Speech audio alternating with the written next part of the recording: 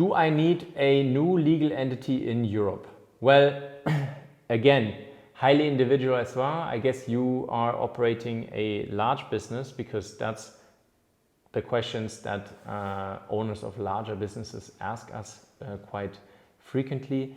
And the answer also is, it depends. It depends on your governance structure, it depends on what your shareholders demand, and it also depends on your tax strategy and everything, okay?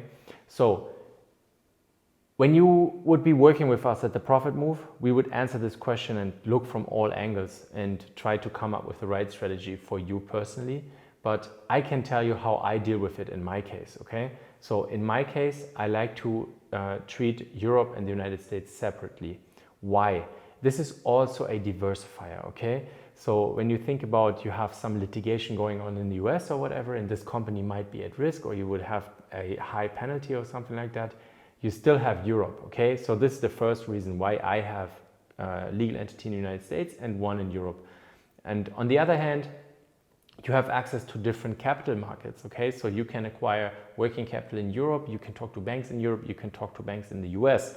Also, there's other countries where you have better access with the United States legal entity than with the European entity, and vice versa, okay? So for example, in Canada, I do also sell with the US corporation, and in Europe or in the Middle East, I use my European entity. But generally speaking, from my experience and from working with our clients at the Profit Move, it's much easier for Europeans to then actually create a US entity than for US sellers expanding into Europe and creating a Europe legal entity, because the rules in Europe are a little bit more strict. You need to have a lot of substance here. You might need an office and whatever in order to use all the benefits of the legal entity. So this is really something for the large sellers.